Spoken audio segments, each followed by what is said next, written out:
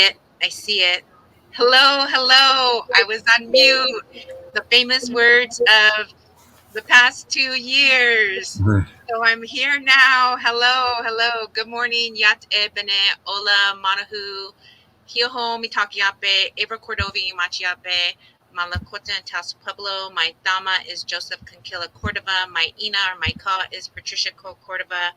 I'm sixth generation from Chief Red Cloud. I'm the owner operator of AP and Associates. I am a mother, a daughter. I'm a co-host, and I'm super excited to be here amongst everybody in Indian country. Hello. I'd like to introduce my co-host, the amazing, the handsome, the always down to karaoke and dance. Boo, boo, boo. Eric, Eric, Eric Sanchez! Yay!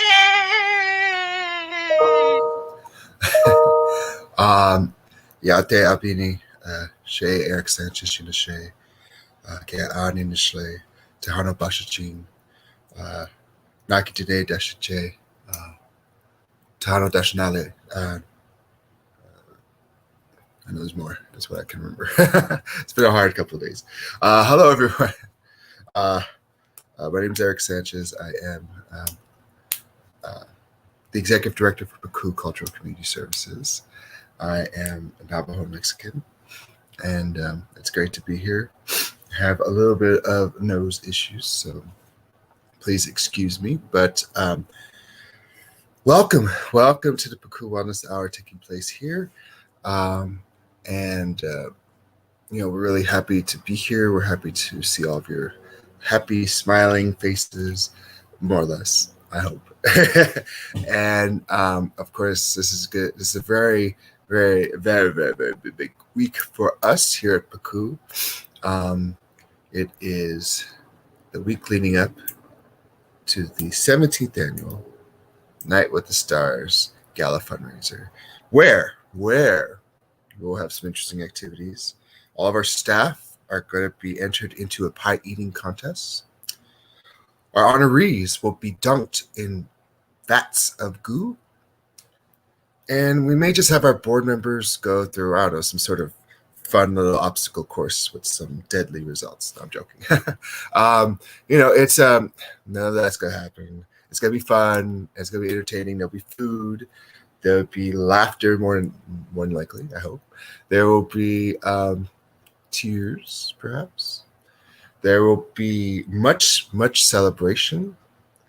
There will be wonderful items for silent auction. We'll be honoring our scholarship recipients, which for Pukuu, we will be having 10 scholarship recipients this year. This is just a huge change. Big, 10. We've never done that before. That many scholarship recipients. And some of those scholarship recipients are going to be receiving at least $2,500 scholarships. So it's awesome. We'll be having some cultural presentations from Phil Hale, the one and only, the immortal Phil Hale, and the wonderful Aaron Martin. Of course, there'll be our honorees, the dynamic and intrepid California Assembly member Luz Rivas, the always efficient, proficient Janae Ornelas, director of the tribal education program. And of course, one cannot forget the infamous, the one and only. There is none like her. The illustrious Ava Cordova. That's me! Yay! I was waiting for that. So it's going to be a wonderful event. We're thankful to have it. We are hoping that it'll be a really safe event as well over at the Odyssey Restaurant in Granada Hills. I do have to say at this time we will not be accepting any volunteers because of COVID issues. And so we do thank those folks who have volunteered for Pukuu in the past, especially Night with the Stars. And I think we're pretty much almost sold out of tickets. There may be one or two, maybe. I don't know. Who can say? You have to talk to the right people, maybe. But I think we're pretty full. And now it's just time to set the stage, put the lights on, and everyone get in their positions.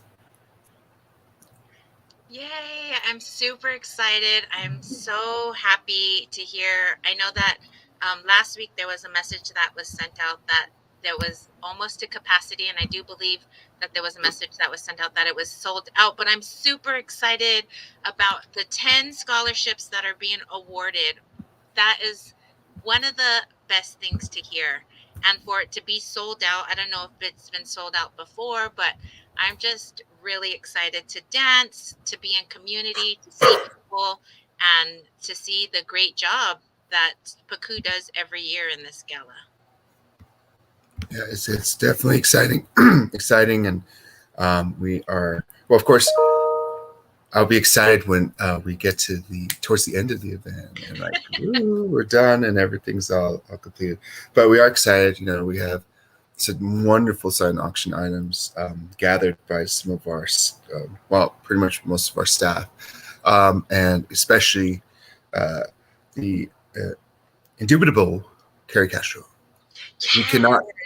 Pukuu could just not function without Carrie Castro. Whatever Carrie says goes. So, but we're thankful for her to just. I mean, we have 20 to 30 items just from her. It's just great. And we have blankets from Wave Generation. We have donations from Native American Concerns / Sylvia Menifil Salazar. I believe even Sean Donate's dog might be donating something. There might be some interesting little things, items that you could bid on that you may have to use at some other time. And of course, Elizabeth Fasthorse. What could be said about her? She's donating 2 star quilts. 2? Oh and my gosh, have you guys had 2 before? No, we haven't. Not at this event, not Pukuu. Wow. Not with this event. So, it's going to be a lot of just wonderful items, jewelry, artwork, books from the Autry Museum, and shawls and just different things like that. So we're really looking forward to just making this into the unique, one-of-a-kind event that it is, and in LA County, and just having a wonderful, beautiful evening. I'm super excited as well. I know it's going to come out great. What a great month to celebrate it in, especially in November. So happy Native American Heritage Month to everybody. And we are thankful and excited that everybody could have purchased a ticket. I know last show you mentioned that silent auctions might be online. Is that still a possibility? Well, I know our staff are working to add a component to the Pukuu website where we would add pictures and items to the website, and from there, folks could make and place their bids. I believe, I'm not sure where we're at that at this point. I believe if we are going to do that, we're not going to be posting it or making it live until the actual event, because of course we want to make sure that the individuals who are going to be at the event have a chance to have a crack at the auction items first. But definitely, folks, please check out www.pukuu.org, and check out the website, check out the updates that are happening on almost a daily basis, and you may be able to win an item, perhaps. I don't know. Just one of those things in life, you just keeps you on your toes. That's life every day. Everything's keeping us on our toes, right? Oh, Ava, really? You too? Not you. No, of course. Ava. No. I see Ava Cordova. She's just looking all fly. She's got her chain on. She's got her colors going. And she's got the big April statement earrings. And she's all set. Look at her background. She's aloha. You know, April Cordova's goals, huh? Yeah, just Oh, fanning me here she got the fan. with my fan. But that's because I'm getting older and hot flashes are setting in. You're supposed to say, I'm getting older and better. Oh, older, and I'm not a wine drinker, but what do they say with wine? Older and better. Is it older Um, and better? it gets better with age. Okay, better with age. I like that too. So thank you Yeah. for all being here. Thank you for noticing my earrings, everybody. We have some great surprises today. So if you haven't registered, now is your chance to register. Thank you for everybody that has registered during the pre-show. We have a lot of people that registered that we've added the names to the Wheel of Wonder. So thank you for doing that. We do want to thank you again for being here. Today is November 17th, 2021, and Pukuu Wellness Hour would like to wish you again a happy Native American Heritage Month and welcome you to today's live event. It's so great to have you here. So why are we all gathered virtually here? We are here to laugh, to um, to come into Pukuu Wellness Hour, a time to connect, a time to dance. Eric's going to dance and Eric's going to sing. Eric's going to sing. Yes, everybody wants you to sing, Eric, in the chat. Now, I know if you want Eric to sing, put a song that you would like him to sing. And he's really... No. See, what you need to do is to stop April's madness because you want to hear April sing. And so put into the chat, make April sing. Yes. Me or Eric will sing. We might sing together. I always love a good duet. All right. You're so crazy, girl. You're so crazy. I don't know, dude. So thank you all for being here today. Again, if you haven't registered, go ahead and do that now. We're super excited and honored to welcome Nelson Andrews Jr., Tribal Chairman, Tribal Councilman, Director of Emergency Management, Vice President for the Community Development Corporation of the Mashpee Wampanoag Tribe. Did I say that correct? You sound pretty believable there, yeah. So let us know where you're checking in from. We see you, Tyler Matheson. We see you, Tito Rivera. We see you. We see you, but not in a stalkerish way, okay? Just Yikes. I like to make sure I'm clear about those things. All right. Okay. Sheila, we see you. Thank you for being here. Let us know in the chat where you're checking in from so that we can shout you out. Good morning. Good morning. We're so thankful that you can be here. So again, thank you for those that have already registered for today's event. If you didn't get a chance to register yet, you still have time. You can still register for today's event with a free chance to win online giveaways. We have 13. Did you hear me? 13 gift cards. 13. So Eric, 13 how much chances. Are those gift cards? I believe they're usually $25, are they not? $25. $25. $25. Boo-boo-boo. $25 to Amazon and Target. And we might, if you stick around to the end, you might get an extra special something. So make sure you register. We have some individuals checking in. Let's go ahead and say hello to Michelle. Hello to Terry, checking in from Pico Rivera. She was our winner at our virtual powwow. She won the Star Quilt. So thank you for coming back, Terry. We have Bonnie checking in from Glendora. We have this person checking in from where, Eric? I'm from Israel, Palestine. Yes. Thank you for checking in. You're quite far, but welcome. Welcome. Hey, Queens, watch out, Tito. Queens in the hizzy. Representing the New York City Taino community. Yes. And the one and only, if you don't know this person right here, you need to know this lady in San Diego. Oh.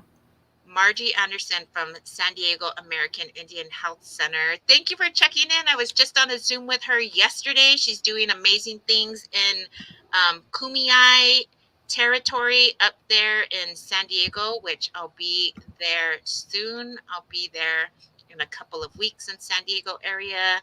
Thank you, Terry, for being here. Melinda Hale, the sister, and I think she's the little sister of Phil Hale. They're an amazing family. Thank you for checking in, Malin, from Pico Rivera. So thank you all for being here. We are so excited to have you here. Yes, we are all family. And we have Mrs.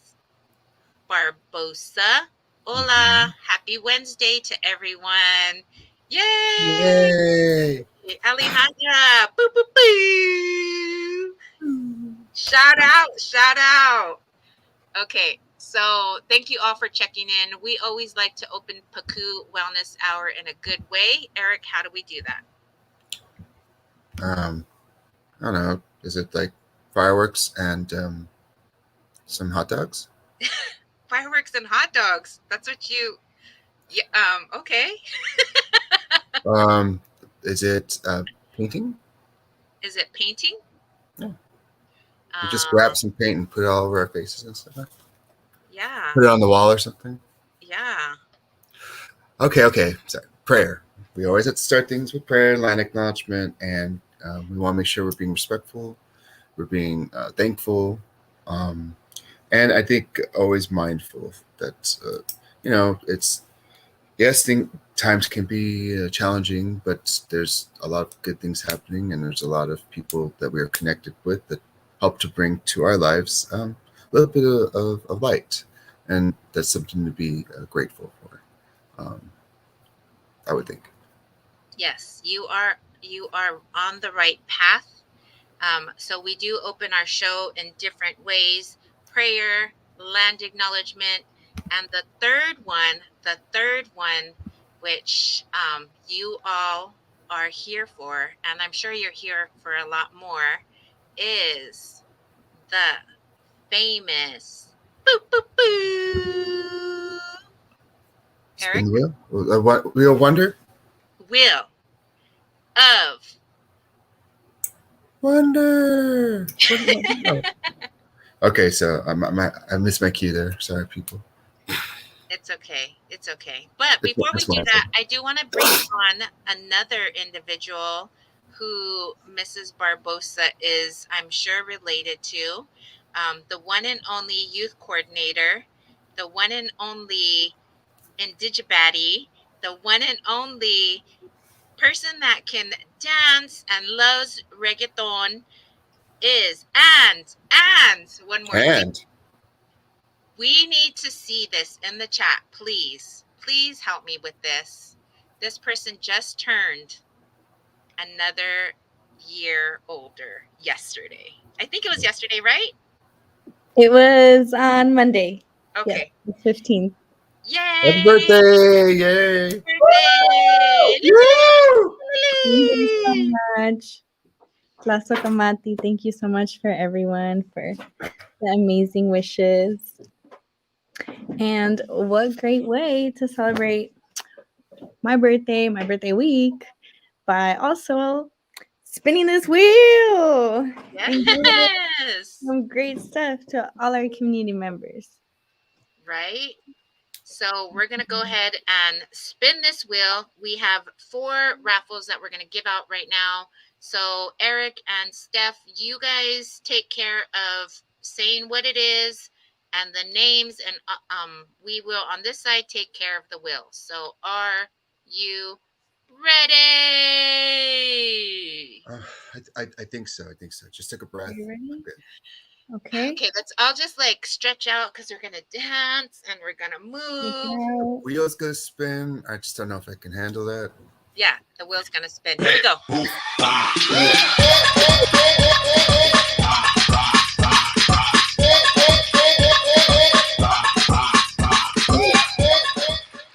So Target gift card to Nupa Garnier. Nupa. Congratulations. Nupa, yay, you are the winner. Okay, let's go ahead and do 3 more. We're 3 going to more. And shuffle I these. agree, Marge. It is a birthday month. I love the idea of a birthday month. Yes. But So let's get ready. here we go.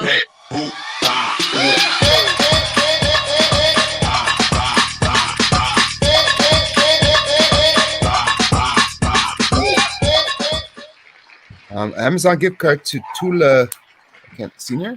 Yes. Yay! Congratulations. All right. Boo-boo-boo. Senior. Good for you, Tula Congratulations, Senior. Mr. Tula. Okay, 2 more, 2 more. Here we go.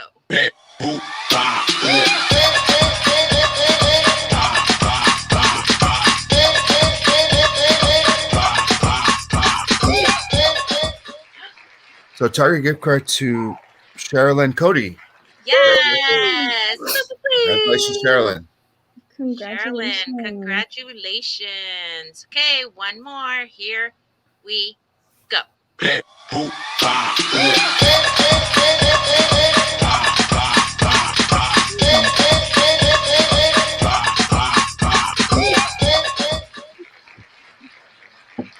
LA's Tula.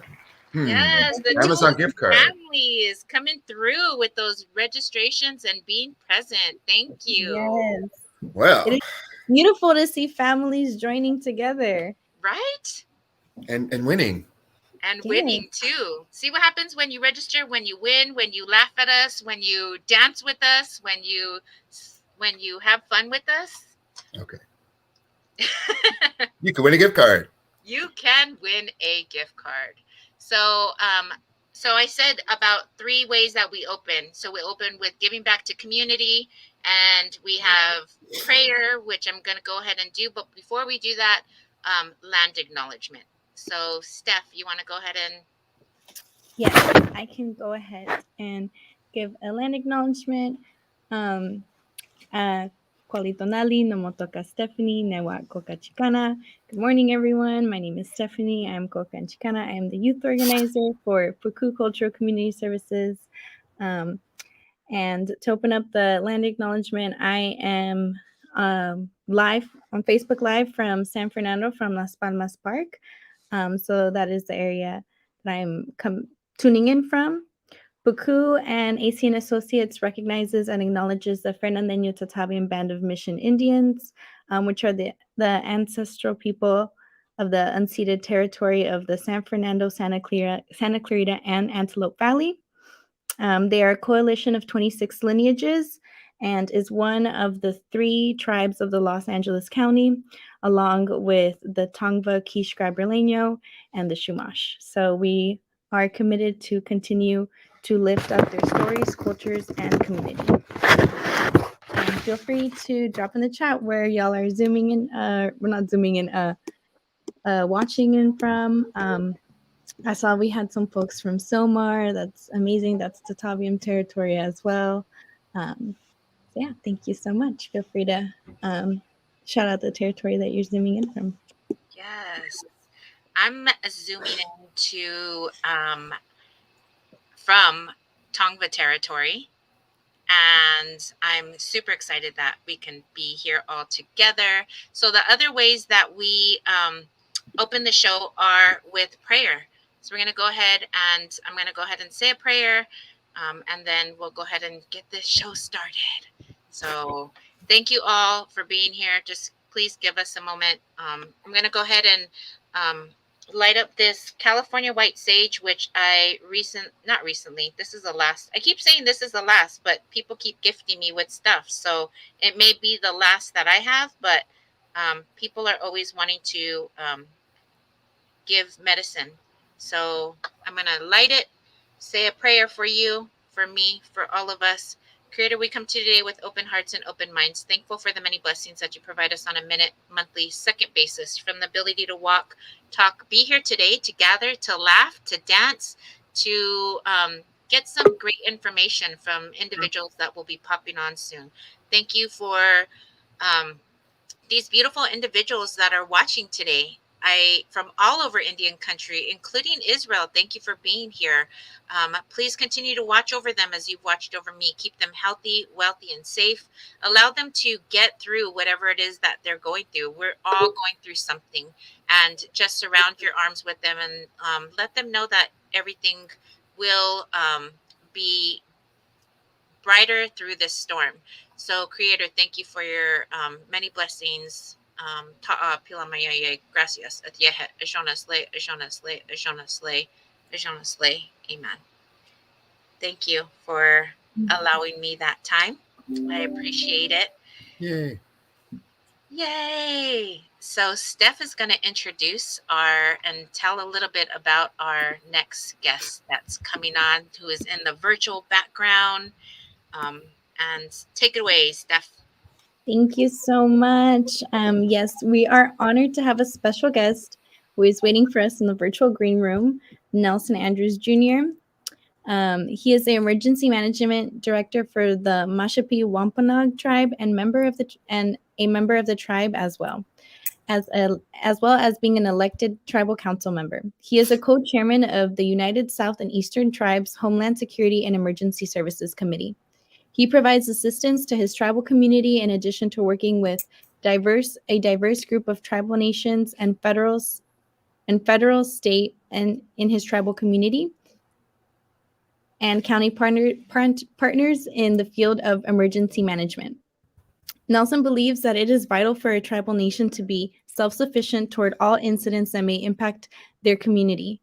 Nelson has previously worked for the Federal Emergency Management Agency as a logistics section chief during the Springfield MA tornado disaster and has served in the capacity of community relations team leader during Hurricane Katrina. Nelson was the first on the ground during Hurricane Sandy response and in charge of setting up disaster recovery centers in the initial response days.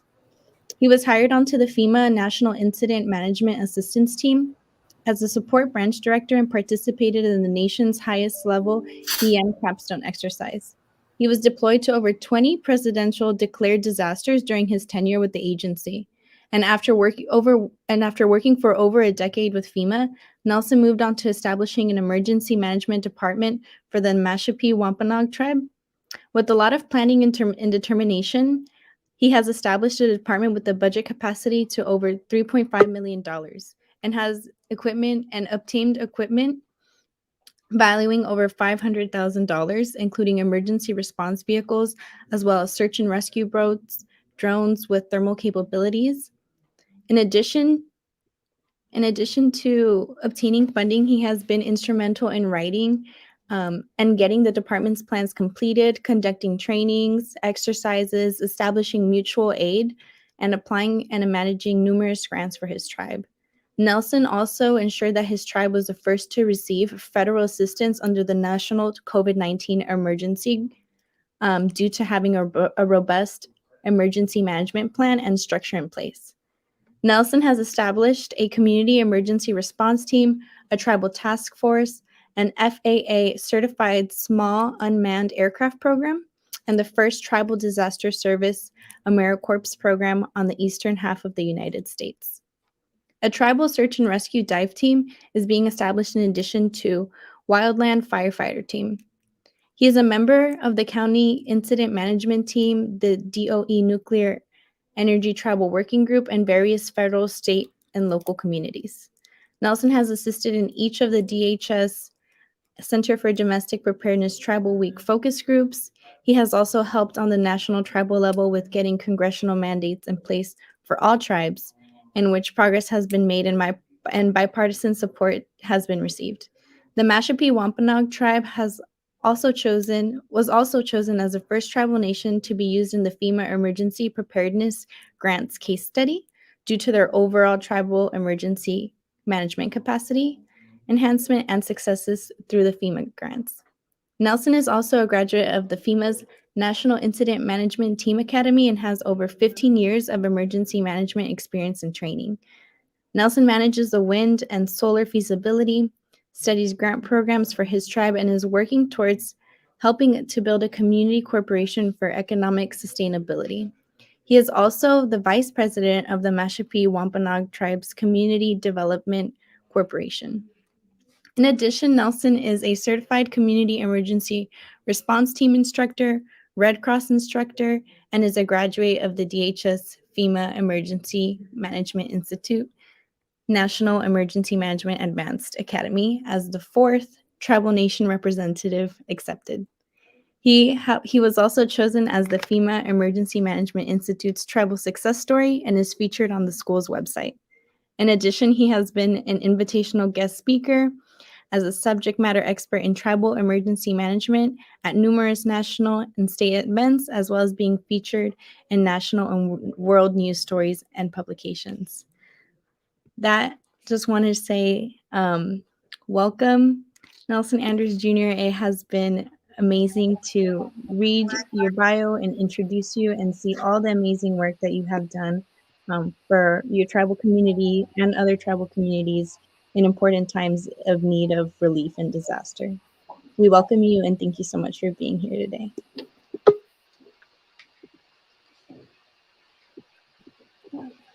All right. Winiki sa Natasawis, Nelson Andrews Jr. Come over here from Mashpee. We're located on Cape Cod in Massachusetts. Kutapatush for your time and for this venue to share our information and get and see our fellow brothers and sisters across Indian country. I come to you now from the land of the people of the first light. We're called that because we see the sunrise first in our region. We're located on Cape Cod. We're in Massachusetts, as far east as you can go in the United States toward the north. That's where we're at, and that's where my ancestors have walked in, and we're still at, right, for the past 12,000 years or more.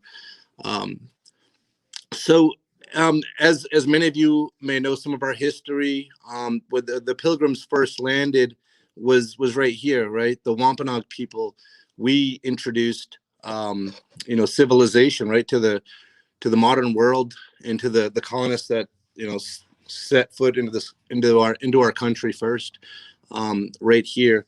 But after that first encounter, right, in 1616, traders brought disease along with them. They were looking to explore and find new lands, right? So they landed here, and with their ships and everything they brought over, there was a lot of disease. So that disease impacted the 69 tribes of our nation here, the 69 Wampanoag tribes, and we went from what is known as present-day Provincetown, Massachusetts, which is the tip of Massachusetts, the tip of Cape Cod, all the way down to what is known as Narragansett Bay, and that's in the Rhode Island area. For our Narragansett brothers and sisters out there, it's estimated to be around 45,000 of my ancestors that died just from that first encounter, right? From that disease being so new, the yellow fever and everything else, coming in, foreign disease coming into basically a pure land where we didn't have any type of input from an outside world. About 45,000 of my ancestors died from that first encounter. So fast forward a little bit to 1620, when the Pilgrims first landed. The Wampanoags practiced early form, probably one of the earliest forms of mitigation as we now know it in this country, and that was to avoid the next group of folks that came. So when the Pilgrims came, they basically almost, I want to say it would I could describe it probably as almost a free reign at first, where they, like, wow, look at this land. There's no inhabitants. We don't know what they're talking about. These, where are these savages? Where are these Indians, right? And they were there just watching because they didn't want any more people to die, or they didn't want to get sick, right? I mean, imagine the trust issues, right, with outside people and just seeing that many people. I mean, it's hard to even fathom, right, dying just from a disease. So here we are today, and we're dealing with a different type of disease, right? This, the pandemic of COVID-19. Back in March of last year, we in this room I'm at now, I'm in the tribal council room. I approached our tribal council at the time, and I said, we need to declare a state of emergency. And this is before, this is well before the president even declared it at the time of a national pandemic. We were watching the numbers around the country, the news, everything. And this is before the World Health Organization declared it even as a pandemic. We declared a state of emergency for our tribe. And in doing so, we were able to go and request direct federal assistance, which I'll get into in a little bit, from FEMA. We basically, we needed the direct federal assistance, and we knew as a sovereign nation, we had that right and that opportunity, although we had never done that before. I had been the emergency management director for the tribe at that point last year, about 6 years for our tribe. And, it was a big undertaking. FEMA actually, they did recommend us to go into the state because it's an easier avenue. But, by going directly under FEMA, it was a better avenue because we needed a lot of assistance right away, right? I mean, if you all recall, there weren't any masks even available last year around March, right? I mean, we had a storage unit with some, but we needed access to the national stockpile, and we weren't going to get that going through the state. So we took on that obligation, and it was a really crazy process. I just put it that way. It was, imagine 5 months of working with one full-time employee in addition to myself. We have a small emergency management department. We have myself and Alyssa Hathaway. She's our emergency management assistant. Literally, like running the entire operation for COVID, for the response for your tribe. That's like 5 months probably of without a day off and at 15 hours a day, right? Just trying to keep up with it. But by doing that, we were able to get our Indian Health Service clinic provided with all the masks and gowns, right? PPE, everything like that. And we were able to supply our entire tribal community with whatever they needed, as far as the PPE items go. But one of the things we had to do is we had to shut down, we had to close our doors to our government center, like a lot of tribes had to do in businesses, in organizations. So this slide here that you're looking at now, this is basically just showing the front of our community and government center where I'm at right now. We're very blessed to have a facility, one of the largest facilities in town here. But that there we had to close down. We had to close down our community and government center to the public, and that wasn't an easy thing to do, right? The elders meet here. The school is out of here, right? The entire basis of operations for our tribe, just like every other tribe, is unfortunately under one roof, right? You have your government structure. It's basically similar to like a town hall would be set up. But for us, it's like everything, right? Under one roof. But we had to do that because there were stay-at-home orders coming. And not too long after that, the governor, did their state of emergency and shut down the entire state. So we were here working every day. But if you want to move on, to the next slide. After that.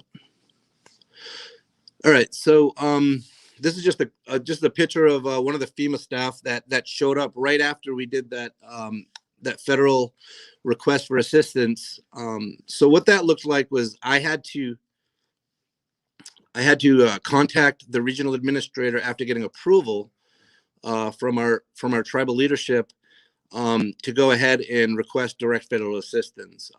About an hour after I made that request for direct assistance, the administrator for FEMA of this Region 1, contacted me and we talked, and he said, do you want to go through with this? If so, then we're going to be sending a federal coordinating officer out to help you. In that picture there is that's Adam Burpee. He was one of our liaison. He was an actual federal coordinating officer for FEMA that arrived literally the next day, and we got to work on getting the mounds of paperwork and processing that FEMA requires. So this slide here basically just just touches on some of the things I already talked about. Our response to COVID-19 and the initial onset of what it took, right? So 5 months of work, basically just to get all the documentation in place. And I guess if you want to look at like the brighter side of things as a result of doing this, we were able to get all of these plans that are crucial for any tribe if they want to become a direct recipient under FEMA in place. One of them's the Public Assistance Administrative Plan. It's an administrative plan, so it's nothing fun at all. But we didn't have that in place. We had all of our other plans in place, but not that. And a large majority of tribes, what we learned, do not have that specific plan in place, and it's needed to become a direct recipient under this emergency declaration we're still under. So what we did was we shared that plan with all of the tribes within the region, and 3 other tribes in Region 1 out of the 10 here were able to become direct recipient tribes as well. So we were able to share as many types of resources and planning documents and everything we had with the Region 1 tribes, but also through headquarters of FEMA, through other tribes across the country. As we sit now, there's, I believe, I think it's 92 tribes out of the 574 are direct recipient tribes for the national COVID emergency declaration. I think the reason behind such a small amount, I guess, of tribes being direct recipients is the lack of infrastructure, the lack of of capacity. Most tribes don't have an emergency management department. And when I started with this one, we had an emergency preparedness program, but we didn't have all the funding and everything and all the stuff that goes along with it. My goal was to build the capacity of our tribe to be equal to a state, and all tribes have that same right. All tribes need to have the same structures that our state partners have in place. And for emergency management, in our world here, that looks like a logistics section, operations section, planning section, finance and admin section. And for this response to COVID here, finance and admin took a large part of it in planning. I mean, planning is a big part of it as well, right? It's just, there's so much paperwork and there's so many plans and so many requirements that are in place and add that to all of the grants that you're required to have just to maintain your operation. You don't really get much rest, right? I mean, you have to have a lot of love and passion for your people and to make a difference. Because it's definitely a lot of time. Interagency coordination and funding challenges. Some of the funding challenges that we've come across are primarily due to grant funding. Most grants that are available for emergency management are competitive. One of them is the Tribal Homeland Security Grant Program that I'll get into in a little bit. But without that money, like, we don't have jobs, right? If I don't write the grant and hit the mark every 3 years, then we don't have any funding to even pay for our staff, right? To be ready for an event such as a pandemic or a natural disaster, whatever it may be. It could be a hurricane or a tornado. You need to have, staff that are paid to actually do this work. And in the meantime, get some volunteers in the community that'll help as well, because we're not going to be as set up as the states, right? If you want to just change to the next slide. Thanks. So this picture here is showing some intertribal coordination. That bottom picture is us delivering some durable medical equipment to our sister tribe, which is on Martha's Vineyard, the Aquinnah tribe. They're one of the other 2 federally recognized tribes that we have here in Massachusetts. But in the beginning, like, we had the resources. They weren't a direct recipient yet, so we had to share that, right? And that's what we do. And there's an organization over here on the East Coast and in the South. It's called the USET, the United Southeastern Tribes. So we have a committee there, the Homeland Security Emergency Services Committee, and I sit as the co-chairman for that committee, and we represent 29 tribes. One of the things we have that the states have, but it's not the same. The state has money behind it. It's called the TMAC, the Tribal Emergency Mutual Aid Compact. So that's an intertribal agreement where, you know, if something happens, you're going to help, you know, the neighboring tribe and not expect anything from it. The difference between us and the states when it comes to an EMAC, it's based off of this big act called the Stafford Act, which is set up for states primarily, is a state can enact a interstate support coordination, and that's going to get funded from the federal government. The tribes don't have that opportunity, right? We have to, you know, we're pretty much funding it ourselves. And it's all because the Stafford Act, which is basically over all of emergency management, you know, for all states, and tribes are included now, after 2013, that's called the Sandy Recovery Improvement Act. We were able to go after and request our own emergency and disaster declarations. So back to the reasoning of why we did that, right?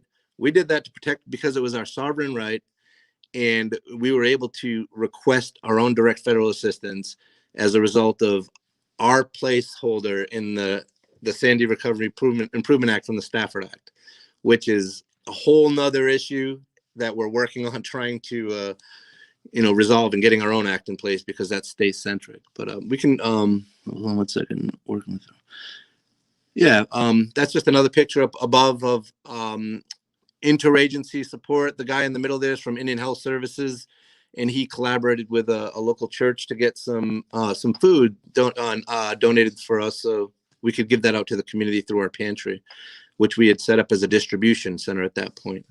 But yeah, you can move on to the next things. So this here is just showing all of the tribes within our region. We're located here in Mashpee. If you look at the map there, that little turquoise dot there over the end of Massachusetts. Yep. And then our sister tribe of Quinner is right over there on the island. So you can see how, you know, how isolated they are, right? I mean, we're on a peninsula, which is why a lot of tourists like to come over here, and rich folks, and, you know, it's the land of the Kennedys and all that. But we're in an area that's isolated as well, but not as much so as our sister tribes. So whatever they need, if they need assistance, support, we're going to be there regardless of an emergency mutual aid compact agreement or anything like that. But you know, we're trying to open the eyes of the federal government to see that, you know, we need to be as equal to the states that you say we're equal to, right? You know, things such as something as simple as, you know, a few different words in an act that include a tribe is critical, and a lot of that stuff was done intentionally, I believe. But that's another story. So this whole map here, yeah, it's just showing the tribes, and basically the 4 tribes that are federally recognized right now, and that are direct recipients. We can access all of the, you know, the FEMA direct assistance, grant funding, and programs for, you know, for things we need. Like, so it's a huge process to go ahead and start requesting reimbursement money through FEMA. That one of the first things that has to be in place is called the FTA, a FEMA tribe agreement. That it's a legal document from your tribe to FEMA, and you got to get a lot of buy-in from your council too. I mean, a lot of the stuff that we're doing, you know, has to come through resolutions through your council. I mean, everybody has to be on board. Trainings are critical for your tribe in between, before any type of incident comes about. You know, you want to make sure that your council's abreast of it, because I mean, a lot of this stuff isn't going to move forward, and these are the roadblocks that tribes face each day. You know, we don't have the same like support, right, that states get. You know, it's minimal across Indian country for everything. You know, but we have to work harder, and you know, but we have to be sure to include our you know, our leadership and everyone else as well, so that everyone's on the same page. But yeah, you can go to the next slide. Thank you.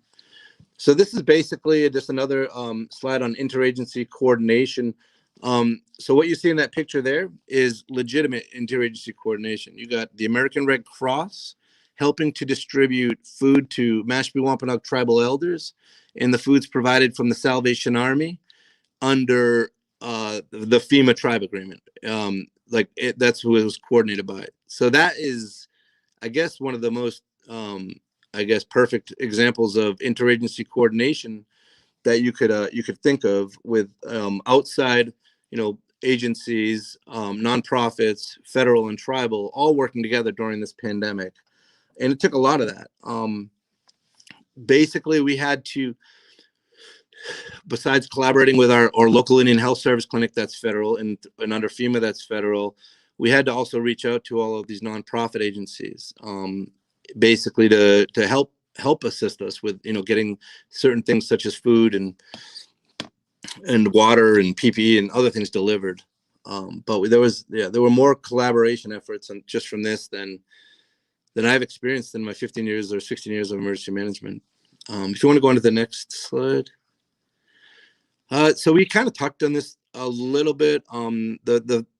The FEMA grant programs, I mean, they're there, but you have to hit the mark each time with these grants, and there's not that many of them out there, right? Through our organizations, USA and NCAI, we've been able to, through resolutions to Senate and to Congress, increase the Homeland Security grant program from 10 million to 15 million, which is still just the smallest, drop in a bigger bucket.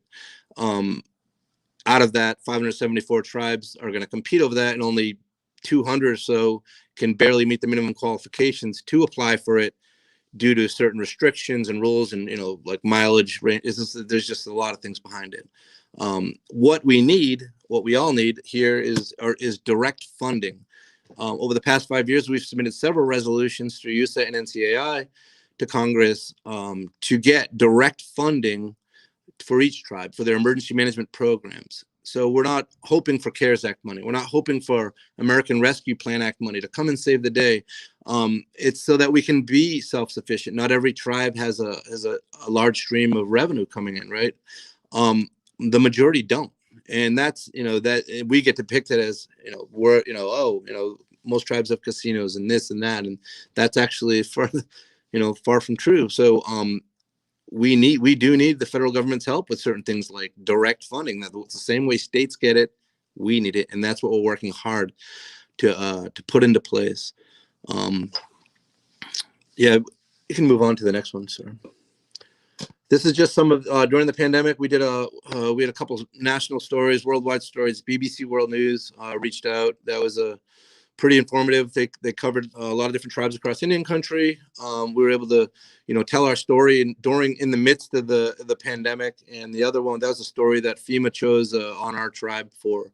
They titled it "One Tribal Nation Winning Against COVID," just because of our interactions with them and being the second nation, the second tribe as a direct recipient under this National Emergency Declaration. You can move on to the next one. So, yeah, this is just some contact information. If anybody wants to, reach out to me or communicate or has any questions, if you are in the middle of, trying to build your emergency management department, you need to know what plans are needed, things like that, how to go about getting free resources, through some federal agencies, and, how to access money that's yours from the states as well. I can help. I have no problem with, providing, assistance. Those are my email addresses. Do we have any more slides after that? Well, why don't we stop and go with the questions part of it, and then we can, if you want to do that.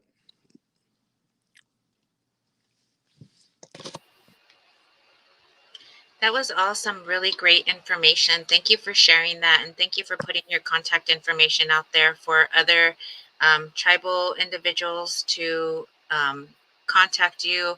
I really appreciate you and so honored that you are here and being able to speak on the true meaning of being there for your sister tribe, for your community, for our elders.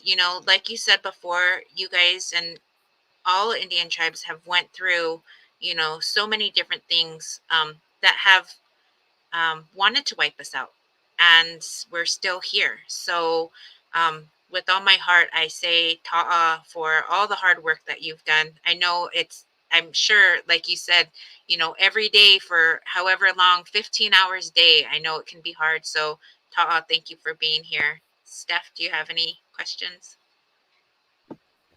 No, I just also wanted to say that it's been amazing to learn about this work. I'm currently in school. I'm taking some American Indian Studies classes, so it's really cool to like learn about this side of it as well and see how um, our tribes are in need of funding and are able to get funding.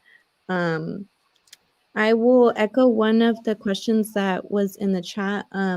Someone, Tyler Matheson asked, how do I help other tribes if I am not in one? So I believe this is a community member or ally asking how they can help support tribes in relation to emergency disasters, even if they are not part of a tribe. Sure. I mean, we've had a good, here's a quick example to that. So we had a nor'easter here 2 weeks ago. A big storm came up to the northeast, and I put it out there on our website, looking, for, actually we just put it out there that we're going to be meeting with the intertribal departments, and a volunteer, Caucasian, not from our tribe, showed up, and he was like, how do I help? So I said, all right, here's some addresses, go and see if they have any damage in the yard, and report it back. So, I mean, it was as simple as him just reaching out, calling. So, most tribes will have a main phone number, ask to talk to your, emergency management department or a person who handles public safety or something like that, and see if they have a volunteer list that you can get added onto. That's a really good, thank you for saying that, because I know Pukuu is always looking for volunteers as well to give back to community. And it's as simple as helping, put some groceries in a trunk, or, doing simple things, something that you would do for your own family members, going to them, delivering food, or, it's as simple as that. So thank you for answering that. Yes, thank you. Yeah, and I just wanted to, echo what April was saying, what we're all saying. It's how beautiful it has been that in these times of great need and emergency, sister communities, sister tribes have been able to participate in mutual aid. And I think that's something that as Native folks, as Indigenous people, it's something that we have always engaged in. So I think it's beautiful to see that continuing work, and how we continue to support and uplift each other. Exactly. I didn't know if you had any of the other, I had some informational pieces I was going to share, like some links, if I don't know how you guys get them distributed to your audience. Our moderator will put them in the chat. So the links that you did provide, did you want to go through them, or do you just want us to put them in the chat? Yeah, I didn't know if were there a couple more slides, or pictures or anything I thought we may have provided. Let's see if our moderator can pull those up, if there's any more slides. Okay. Yeah, so these are real quick slides here. The CDC, we have the Centers for Disease Control and Prevention deployed here. So this is some of the staff here in our government center. This is the foyer of our government center. That's our emergency management assistant on the right, and 2 CDC staff there in the middle. That's our tribe's logo there, and the floor, and what you don't see, those white specks on the floor, those are all like tens of thousands of pieces of little wampum shells that were laid into the floor. So it's kind of cool. If you guys ever get a chance to come out to Cape Cod, please look me up. Yes. Eric Sanchez is not here right now, but we'll try to get a trip out there for Pukuu. Yes. We have Robin here saying yes, Pukuu field trip. Let's go. Yes, Pukuu field trip. I'd love. Yeah, you can do it live from the East Coast. Yes, I'm so excited and ready. That's our IHS clinic. That's when we were getting swabbed. We still are. All of the staff here are required to get COVID tested through PCR testing on a weekly basis. Masks are required. Thermal screening machines as you walk in. So we're still in the midst of this. But that's literally where I just was today, getting swabbed. That wasn't today's picture, but we still do the same type of swabbing weekly. And we're providing vaccinations. And this is a Indian Health Service CEO with the contact tracer and specialist from the CDC last year, discussing the beginning phases of all of this. Next. And we're still having these conversations today, and we're doing this around vaccinations, booster shots, all that, right? This is our court administration and my staff and the CDC staff. We had to come up with plans for the court before we could reopen. We had to go through every little detail, the court, the school, to make sure we were ready to open. And this was one of those meetings. Next. Our transportation department, getting trained on how to travel safely with their passengers. Most of them are elders going to doctor's appointments. That was a critical part of our first planning last year. Next, please.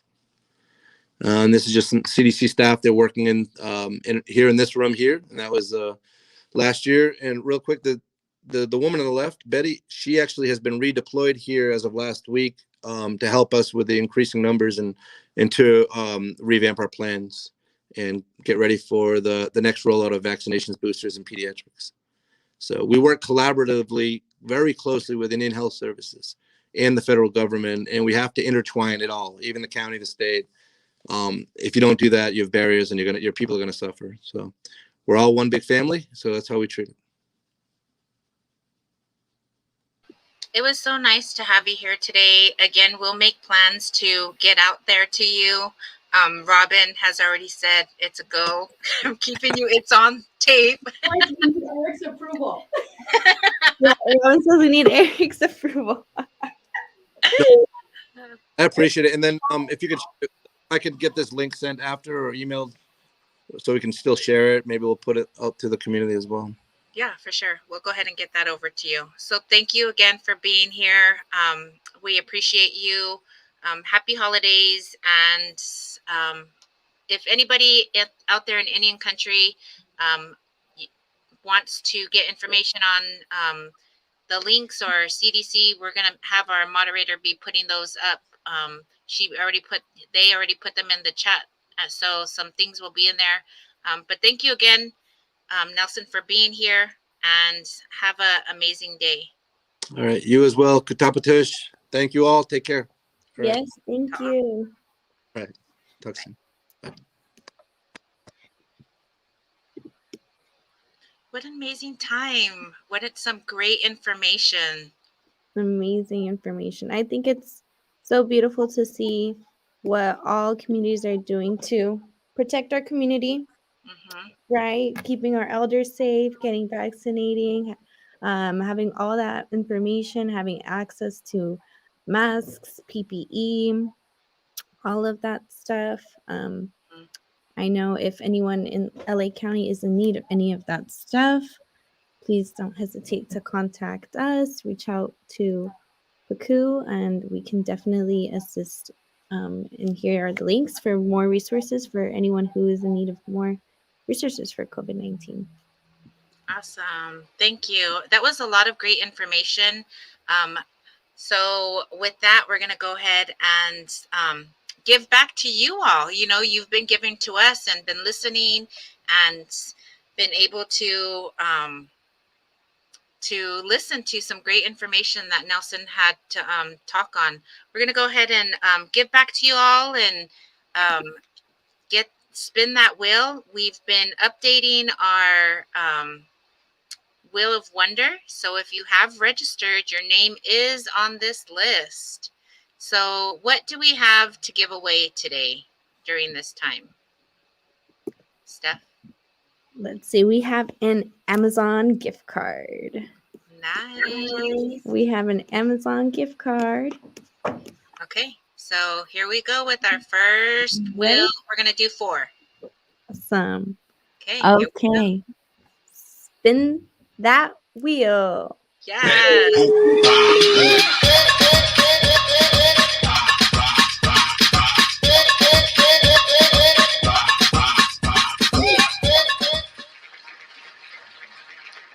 And the winner is, I can't really read it. Nightwalker. Naya Nightwalker. Congratulations. Winner of a $25 Amazon gift card. I know April always mentions it. Don't forget Amazon Smiles. The holidays are coming up. I know maybe a lot of y'all are going to be doing online shopping. So please make sure to continue to support Pukuu through the Amazon Smiles.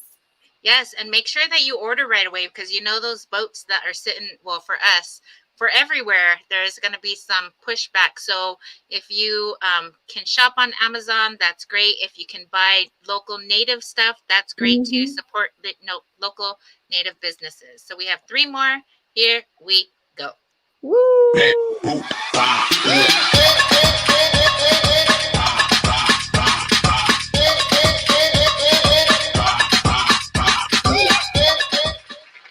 Sheila! Woo! Congratulations! Winner of a $25 Target gift card. Yes. And also to be safe, you can do Target pickup where you shop online and go to the drive up and they put it in your trunk or in your car. I love Target pickup. Oh yeah, that's super helpful. Helps everyone stay safe. Everybody, all the workers, everyone. Yes. Okay, here we go. 2 more. And here we go.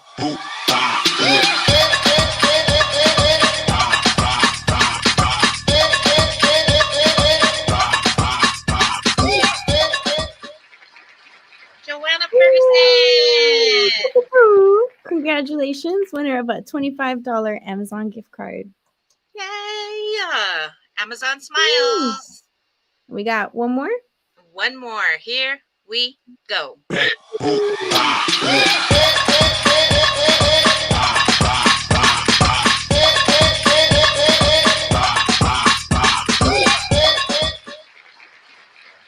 Jessica Ferris Meza. Congratulations. $25 Target gift card. Thank you, everybody, for registering.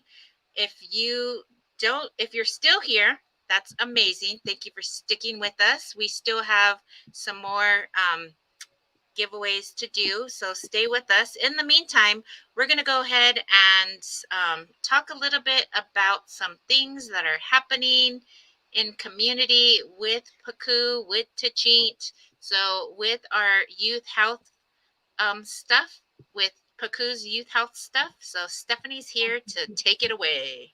Yes, thank you so much.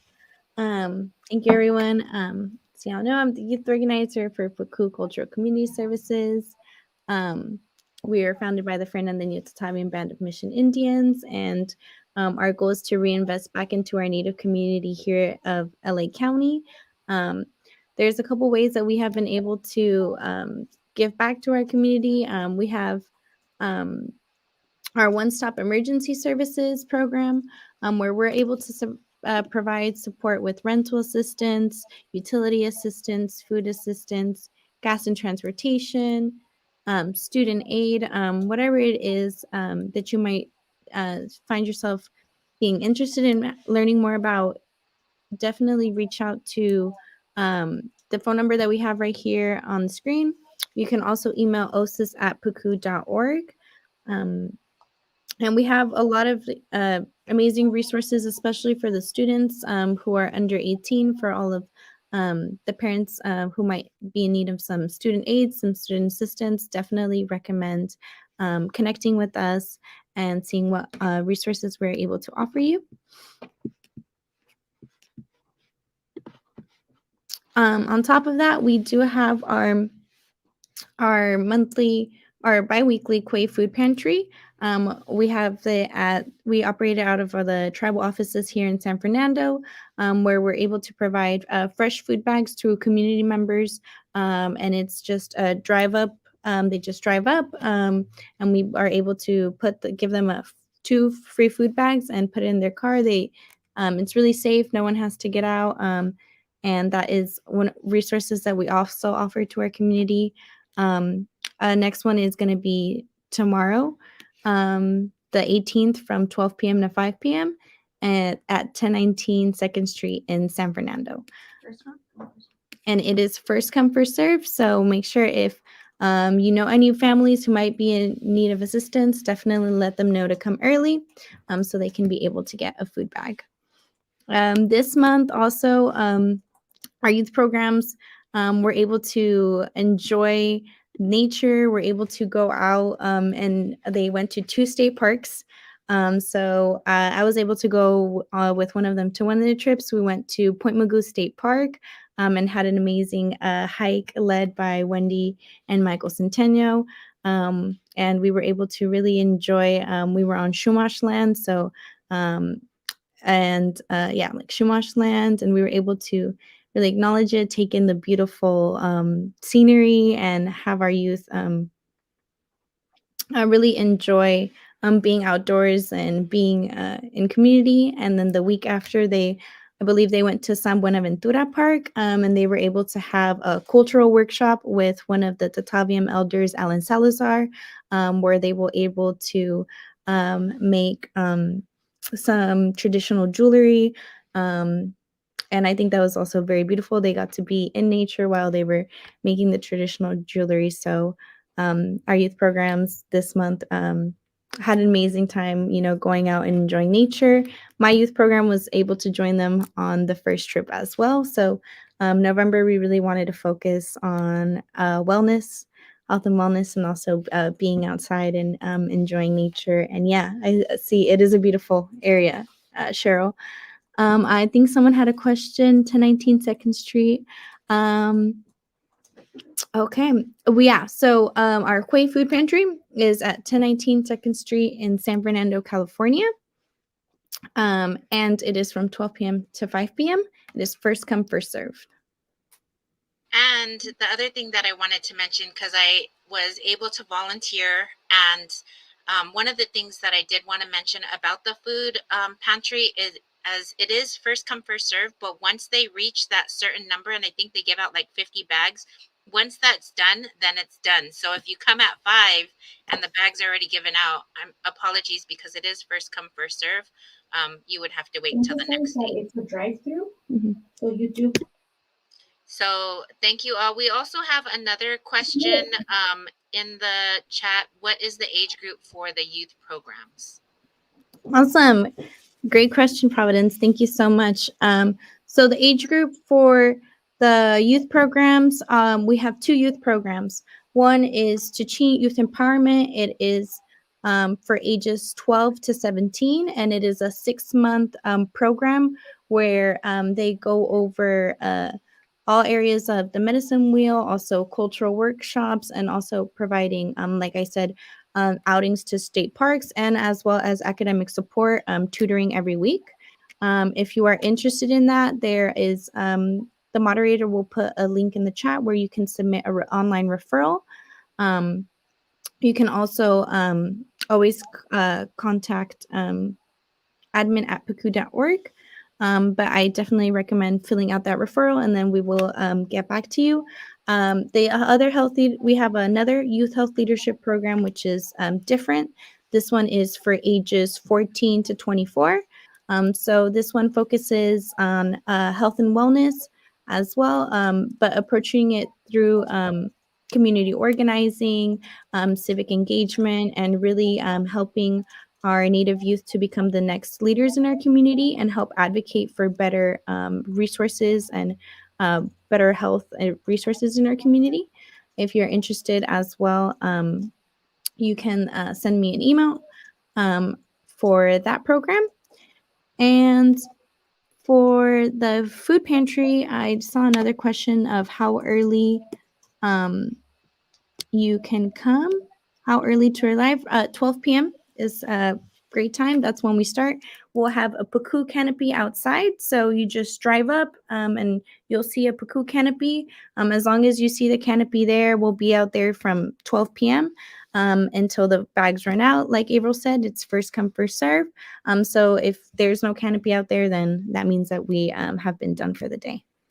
But if you have any other questions, please feel free to contact me if you're interested in the Youth Health Leadership Program for ages 14 to 24, or you can also submit 8 to 12 years old. Yes, that would be for Tichin Youth Empowerment Program. So the moderator put the link in the chat right here. Let's see.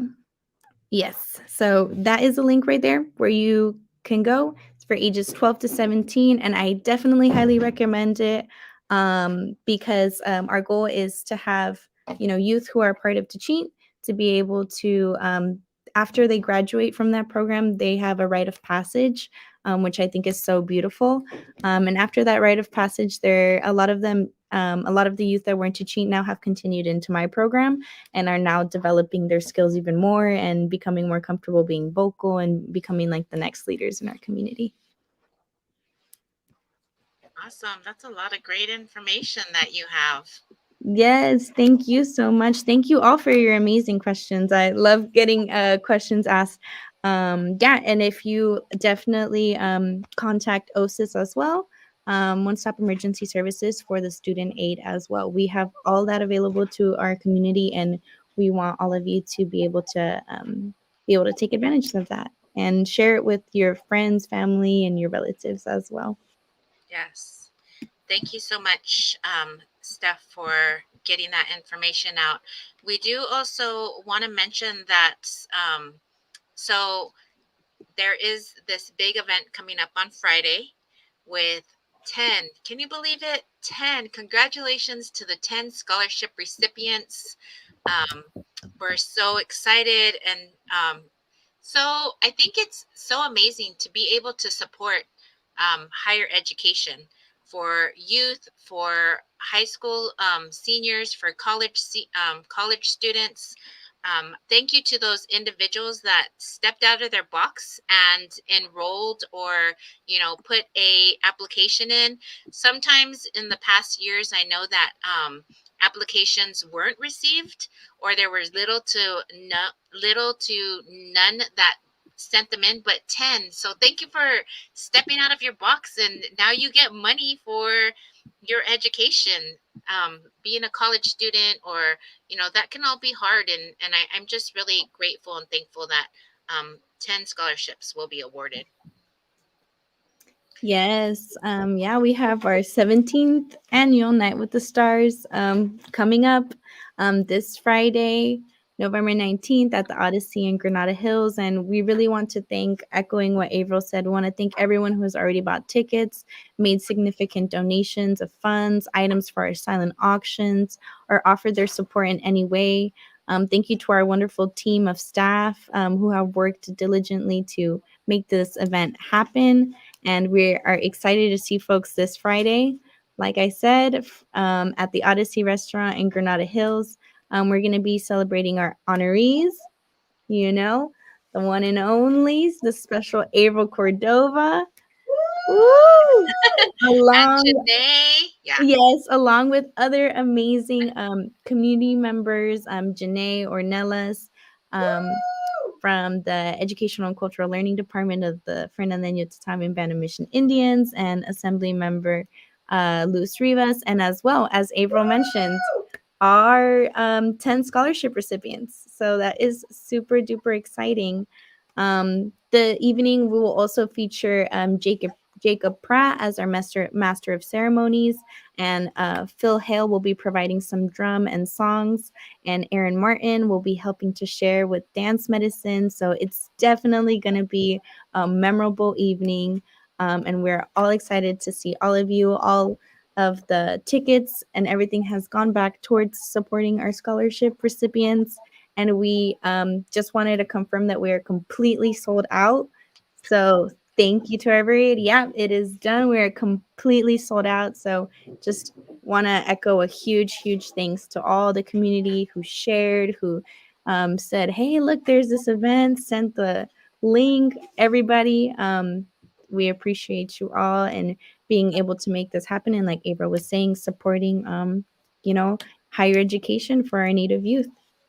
And giving back also to Pukuu and to Chint. And it's been a rough 2 years with the pandemic, but what a great opportunity to be able to still celebrate those individuals that committed to getting an education, to committing to better their enhance their lives, better their knowledge, and whatever it is that they teach or are learning. One of the questions that I saw in the chat is, are any scholarships for homeschooling families? So that's a great question. I know we've already given out the 10 this year, but maybe that's a great thing to look into next year, because next year it's people are still probably going to be homeschooled from school. You know, we never know. But that's something that the committee, the scholarship committee, can think about. So thank you for putting that out there. Great question. Yes, thank you. Currently, our scholarships are open for anyone who is pursuing any type of higher education. Awesome. So again, it's that time for us to give back to you. But before we do that, I do also want to mention, I don't know if we did this. We usually do it at the beginning, but it's been a lot. So we also want to shout out our collaborators and individuals that make this happen. I know that a lot of work goes into this, and it's not just one person, it's you watching. You guys keep coming back, and I'm so happy and proud to have this opportunity to share with you. I'm going to get emotional. So let me just cry now in front of you guys so I don't have to do it on Friday, because then my makeup will all just kidding. But anyways, we want to go ahead and make sure that we mention our collaborators. We have the one and only, the amazing Paul from powwows.com. Thank you so much for reaching out to us and wanting us to stream on your channel. Shout out to Paul from Powwows. So hit those stars if you can. There's some other great people that have made this happen. Our community partners, Connor Chi, who's the native composer, Nelson Andrews, who helped with today. There's a lot of great individuals, our grant funders again. Thank you all for helping to make this such a great event and a continued event. I know this funding that we've received will end in December, but I know that Pukuu and Tichin are working diligently to keep this program going. So if you like this program and you've felt something or gotten connected, please let us know. And I don't know how we'll be wanting to hear from you, but we're going to want to hear from you. Okay, let's go ahead and give back to you guys. Yes. Okay, here we go. Let's pull up the wheel and start again. We have 4 more. And 5 more. Yeah, 5 more.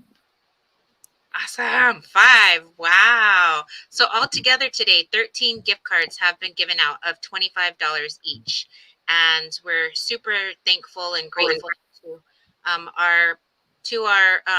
to the funders, the grant funders who made this possible. So shout out to them again. Thank you. Here we go. We're going to go. Spin that wheel.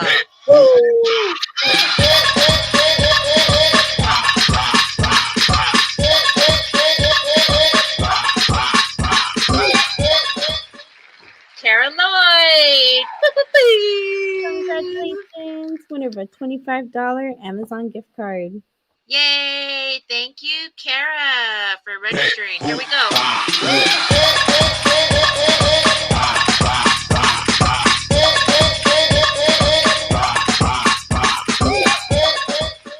Daniel Tula.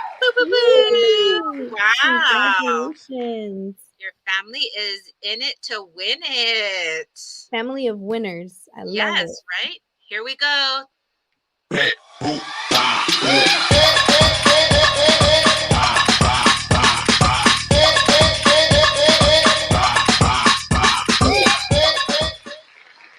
Vicky Reyes. Boo, boo, boo. Winner of a $25 Amazon gift card. Yes. How many more do we have? Got 2 more. 2 more. Here we go. I'm going to shuffle it up just a bit. Let's go.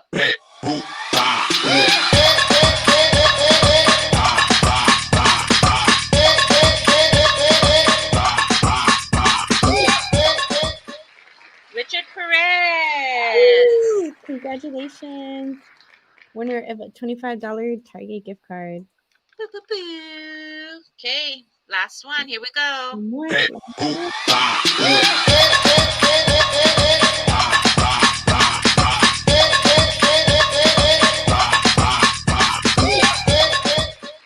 Serafina Julian. Boo, boo, boo. Congratulations. $25 Amazon gift card. Yeah. So thank you all for checking in, for being here with you. We are so thankful to the winners and being here. So we are slowly coming to an end. But before we go, as an honoree of Pukuu, the Pukuu event, I don't have a speech, but I do want to say thank you from the bottom of my heart. I am so grateful that I've been um, chosen, but this honor is not just me. It's all of you guys. It's community.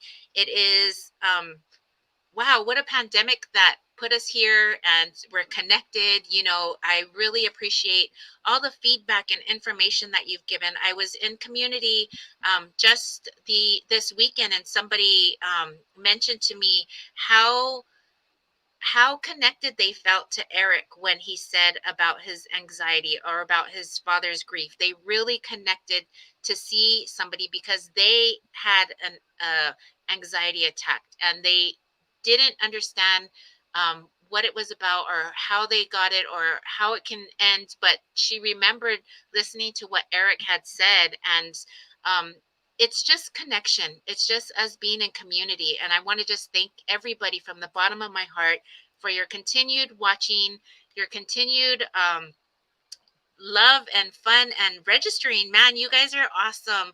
And with that being said, since I'm going to be awarded something, AC and Associates, Avra Cordova, want to award something back to you. So usually we only have 3 or 4 wheel spins, but I like to support Native businesses. So our AC and Associates is going to go ahead and give out 8 care packages, which include homemade soap, some Native print scarves, not scarves, masks from Christina Fiore at Native Regarza. You can visit her on Instagram. She's going to go ahead and get that sent out to you. So we have those 8 that we're going to do another raffle for.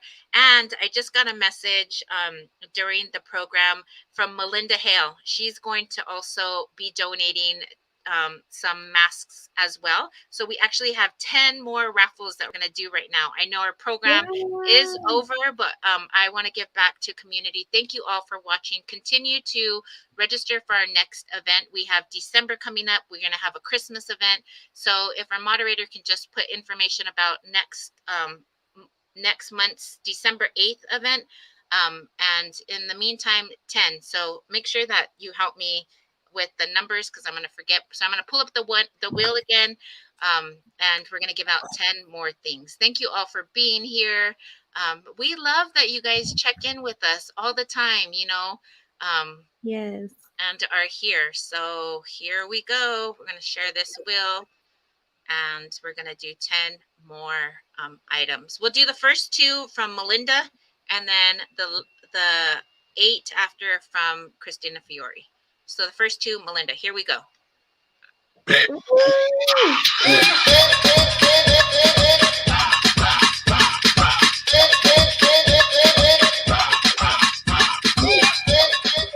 Ortega. Boo, boo, boo. Yay, you are the winner of some customized masks from Melinda Hale.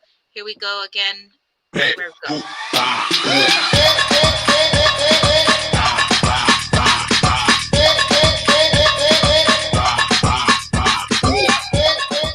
Roxana Gerard. Boo, boo, boo.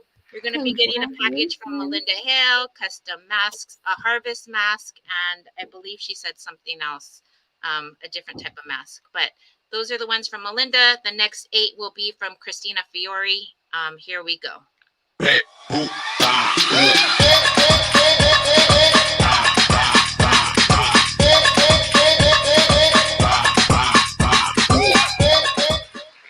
Erica Nuria. Congratulations. Yes. Okay, here we go. Second one.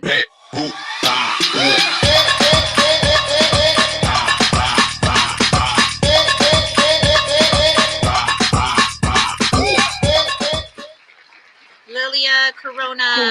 Woo! Boo, boo, boo. Congratulations. Congratulations. Our fourth winner is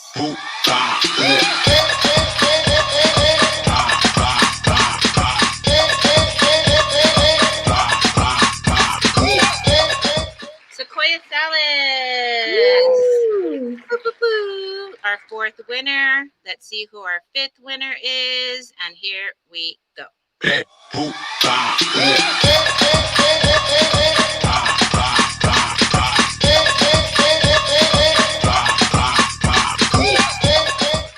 Lauren Ward. Yay. Boo, boo, boo.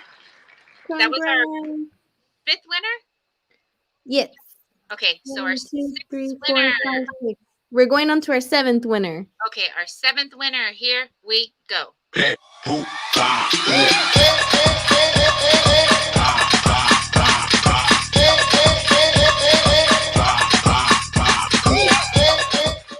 Brenda George. Boo, boo, boo.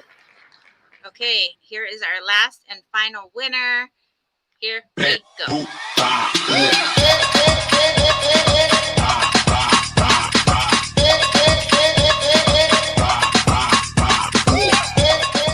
Cynthia Shahey. Boo, boo, boo. Thank you all for joining us. We appreciate you. We look forward to seeing you again. We are going to go ahead and say farewell, so long, Avitas and good night, adieu, adieu to you and you and you. Boop, boop, boop, boop, boop, boop, boop, boop, boop, boop, boop, boop. Thank you guys for being here. If you haven't already registered, register for our next event, and we will see you soon. Have a great day, guys. Yes.